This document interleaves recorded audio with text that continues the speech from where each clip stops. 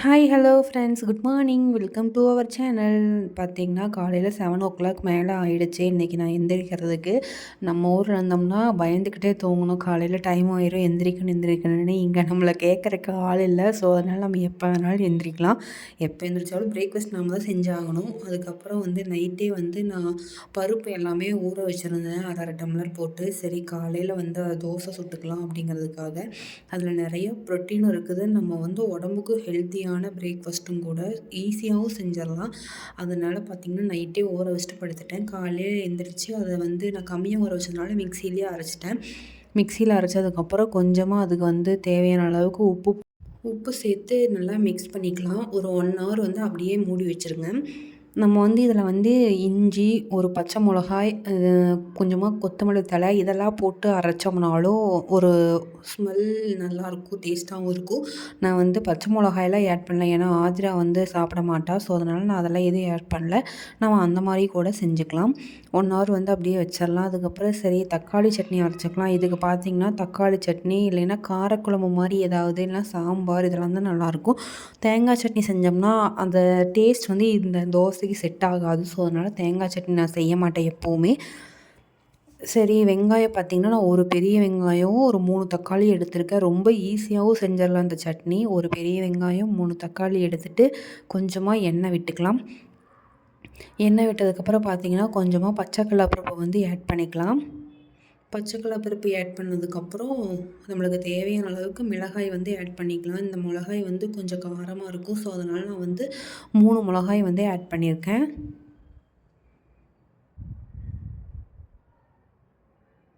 உண்மையாலுமே இந்த மாதிரி ஒரு நாளைக்கு சட்னி அரைச்சி சாப்பிட்டு பாருங்கள். ரொம்ப ஈஸியாகவும் செஞ்சிடலாம், குயிக்காகவும் செஞ்சிடலாம். டேஸ்ட்டு வேறு லெவலில் இருக்கும். ஒரு டைம் ட்ரை பண்ணி பாருங்கள்.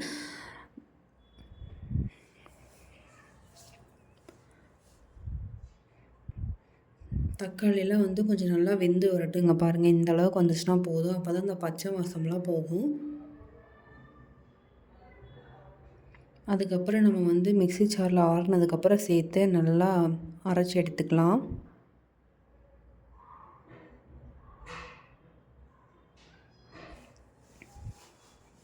இன்னும் ட்ரெஸ் எல்லாம் வாஷ் பண்ணணும். பார்த்திங்கன்னா மிஷினில் போடுறதெல்லாம் போட்டுட்டேன். கையில் துவைக்கிறது, பாப்பா ட்ரெஸ்ஸு, ஆதிரா அவங்க அப்பாவோட ஒயிட் மணியெல்லாம் ஊற வச்சுருக்கேன். இந்த வேலையை முடிச்சுட்டு போய் அதையும் கையோடு துவைச்சிட்டா தான் மேலே கொண்டு காய போட்டு வரக்கு ஈஸியாக இருக்கும். மிஷின்லேயும் பாதி ட்ரெஸ் போட்டுட்ருக்கேன். அதுக்கப்புறம் ஒரு சின்ன தாளிப்பு மட்டும், கொஞ்சமாக எண்ணெய் விட்டு கடுகு உளுந்தம்பருப்பு போட்டு கருவேப்பிலை போட்டோம்னா அவ்வளோதான், தாளிப்பு ரெடி ஆகிடும். அதை மட்டும் சேர்த்துட்டோம்னா நம்மளோட சட்னி 5 minutesல ரெடி பண்ணிடலாம்.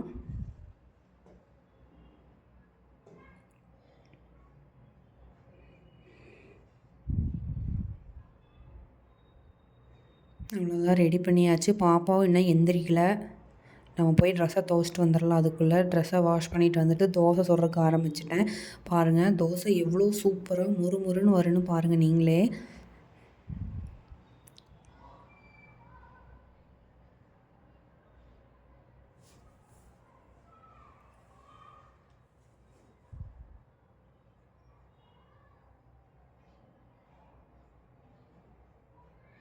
பாருங்கள் எவ்வளோ சூப்பராக வந்திருக்குதுன்னு தோசை. சாப்பிட்றதுக்கும் நல்லா சாஃப்டாக மெதுன்னு இருக்கும். நீங்களும் ஒரு டைம் ட்ரை பண்ணி பாருங்கள். அவ்வளோதான், நம்ம பிரேக்ஃபாஸ்ட் சூப்பராக ரெடி ஆயாச்சு. ஹெல்த்தியான பிரேக்ஃபாஸ்ட்டும் கூட. இந்த மாதிரி சாப்பிட்டோம்னா மனசுக்கும் ஒரு திருப்தி கிடைக்கும். அதுக்கப்புறம் பார்த்திங்கன்னா மதியானம் லஞ்ச் ரெடி பண்ணுறதுக்காக எல்லாம் ரெடி பண்ணிகிட்டு இருந்தேன். ஆதிரா அவங்க அப்பா நான்வெஜ் எடுத்துகிட்டு வந்திருந்தாங்க. அதில் 2 லெக் பீஸும் எடுத்துகிட்டு வந்திருந்தாங்க. சரி லெக் பீஸை ஒரு 1 hour 1.5 மணி நேரமாட்டம் நல்லா ஊற வைக்கணும்ல. ஸோ அதனால் வாங்கிட்டு வந்ததையும் நான் அதை ஊற வைக்கிறதுக்கு மசாலா ரெடி பண்ணிகிட்டு இருந்தேன். 4 வரமிளகாய் சுடுதண்ணியில் போட்டு எடுத்துக்கலாம். அதுக்கப்புறம் கொஞ்சமாக சின்ன வெங்காயம், இஞ்சி, பூண்டு, அதுக்கப்புறம் பார்த்திங்கன்னா மஞ்சத்தூள், கொஞ்சமாக ஜீரகம், இதெல்லாம் சேர்த்து நல்லா சாஃப்டாக அரைச்சி எடுத்துக்குங்க. நம்ம கலர் வேணும்னா கலர் ஆட் பண்ணிக்கலாம். கலர் சில்லி பவுடர் நம்ம ஆட் பண்ணிக்கலாம் வேணும்னா. நான் அதெல்லாம் எதுவும் ஆட் பண்ணல. ஸோ அதனால் நான் நேச்சுரலாக என்ன கலர் இருக்கோ அதை தான் நான் வீடியோவில் போட்டிருக்கேன். அதுக்கப்புறம் நம்ம அரைச்சிட்டு வந்ததுக்கப்புறம் பார்த்திங்கன்னா கொஞ்சமாக அரிசி மாவு, தயிர், கொஞ்சமாக உப்பு, இதை மட்டும் ஆட் பண்ணி நல்லா மிக்ஸ் பண்ணி வச்சுக்குங்க.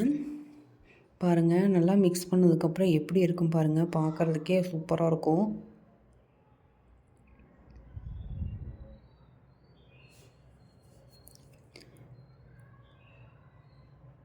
நம்ம வந்து சிக்கன் சில்லி பவுடர் இருக்குதுல்ல, அதை கூட யூஸ் பண்ணி நம்ம பண்ணலாம். என்கிட்ட வந்து அது இல்லை. ஸோ அதனால் நான் வந்து நம்ம அரைச்ச பவுடரையே நான் யூஸ் பண்ணிக்கிட்டேன். பாருங்கள், இந்த மாதிரி வந்து ஸ்லைஸ் பண்ணிக்கலாம். லைட்டாக அங்கங்கே கோடு மாதிரி போட்டுட்டோம்னா உள்ளேலாம் நல்லா அப்போ தான் எசன்ஸ் இறங்கும். ஸோ அதனால் அந்த மாதிரி பண்ணிக்கலாம். அதுக்கப்புறம் பாருங்கள், உள்ளேலாம் ஃபுல்லாக மீனுக்கு நம்ம எப்படி மசாலா தடவுமோ அதே மாதிரி நல்லா தடவி வச்சுக்கோங்க.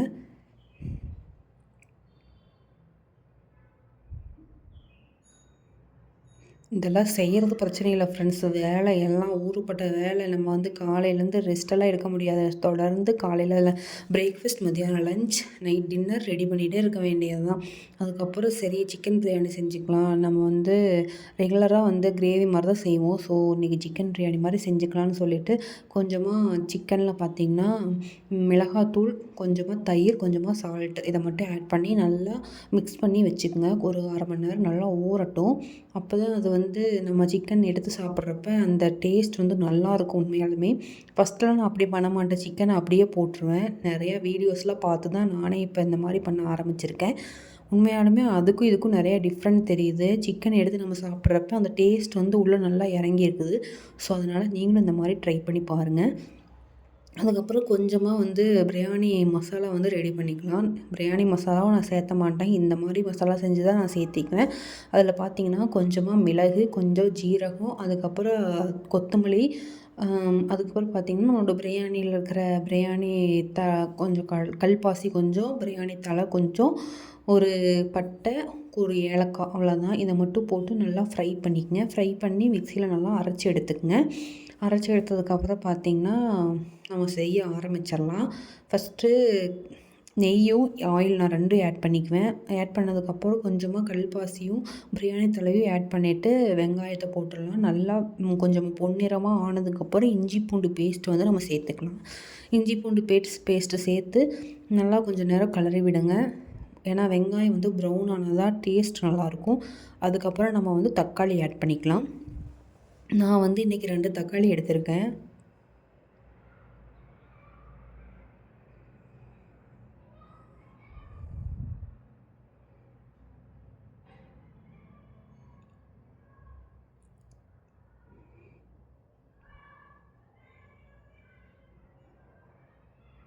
தக்காளி ஆட் பண்ணிவிட்டு தக்காளி வந்து கொஞ்சம் நல்லா வெந்து வரணும்.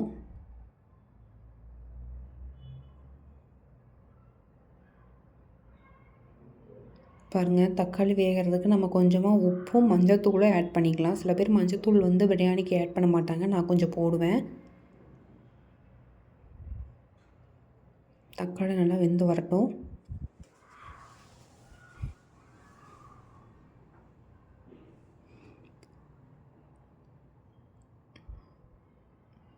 என்கிட்ட வந்து புதினா தழை இல்லை. ஸோ அதனால் நான் கொத்தமல்லி தழை மட்டும் ஆட் பண்ணிக்கிறேன். வெங்காயம் ஆட் பண்ணதையும் கொஞ்சம் வெங்காயம் பொன்னிறம் ஆனதுக்கப்புறம் நம்ம வந்து கொத்தமல்லி தழையும் புதினா தழையும் ஆட் பண்ணால் ஸ்மெல்லோட டேஸ்ட் நல்லாயிருக்கும். நான் வந்து ஆட் பண்ண மறந்துட்டேன். ஸோ அதனால் இப்போ வந்து நான் கொத்தமல்லி தழை மட்டும் போட்டுக்கிறேன். இங்கே பாருங்கள், நல்லா தக்காளி திரண்டு வந்ததுக்கப்புறம் நம்ம அரைச்சி வச்சுருக்கிற மசாலா சேர்த்துக்கலாம். நம்ம அரைச்சி வச்சுருக்கிற மசாலா மட்டும் ஆட் பண்ணோம்னா போதும். இதுக்கு நம்ம வேறு எந்த மசாலாவும் எக்ஸ்ட்ரா ஆட் பண்ண வேண்டியதில்லை. அதுவே டேஸ்ட் நம்மளுக்கு நல்லா எடுத்து கொடுக்கும்.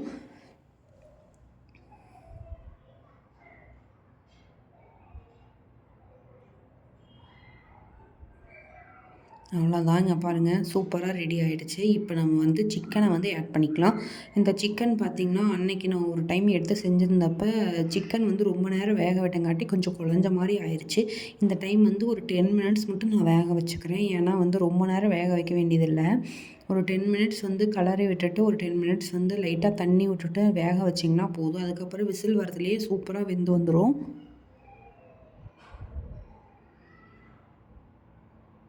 பாருங்கள், ஒரு 5 நிமிஷம் நல்லா வெந்துருச்சு. அதுக்கப்புறம் நம்ம வந்து அரிசி ஆட் பண்ணிக்கலாம்.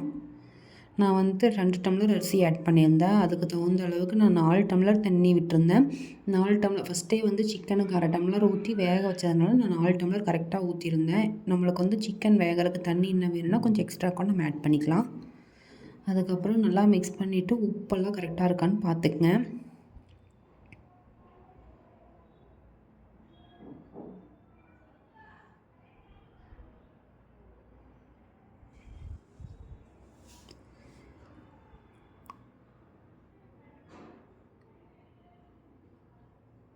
பாருங்கள், கடைசியில் பார்த்தீங்கன்னா கொஞ்சமாக நெய் சேர்த்துக்கலாம்.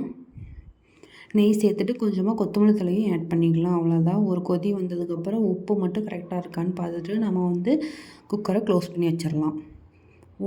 ஒரு விசில் விட்டால் போதும்.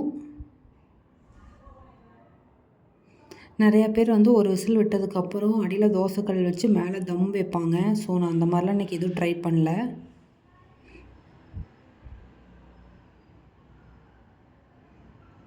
அவ்வளோதான். ஒரு விசில் விட்டோம்னா போதும். நம்மளோட சிக்கன் பிரியாணி சூப்பராக ரெடி ஆயிரும். அதுக்கப்புறம் பார்த்தீங்கன்னா எக்கும் 3 வேக வச்சு வச்சுருந்தேன்.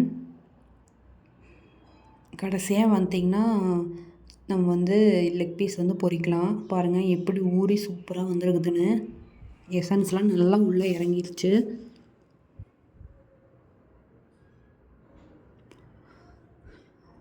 டூ டேஸ் முன்னாடி ஃபிஷ் பொரிச்ச ஆயில் இருந்துச்சு. இந்த ஆயில் வந்து நான் ஒரு 2 டைம்ஸ் யூஸ் பண்ணுவேன், அவ்வளோதான். அதுக்கப்புறம் யூஸ் பண்ண மாட்டேன். இப்போ தான் ஃபஸ்ட் டைம் முடிச்சு இதை செகண்ட் டைம்காட்டி இப்போ யூஸ் பண்ணுறேன். இதை வந்து சிக்கன் லெக் பீஸ் போட்டு நல்லா ஃப்ரை பண்ணி எடுத்துக்கலாங்க. பாருங்கள் எந்த அளவுக்கு வெந்து வந்துருச்சுன்னு. ஒரு 20 மினிட்ஸாவது வேகணும். அப்போ தான் நல்லா வெந்து வரும். அவ்வளோதான், நம்மளோட லஞ்ச் சூப்பராக ரெடி ஆயிடுச்சு. வாங்க நீங்களும் சாப்பிட்லாம். கடைசியில் சாப்பிட்டுட்டு எல்லாம் க்ளீன் பண்ணியாச்சு. அவ்வளோதான். இந்த வீடியோ பிடிச்சிச்சுன்னா லைக் பண்ணுங்கள், ஷேர் பண்ணுங்கள். பாய்.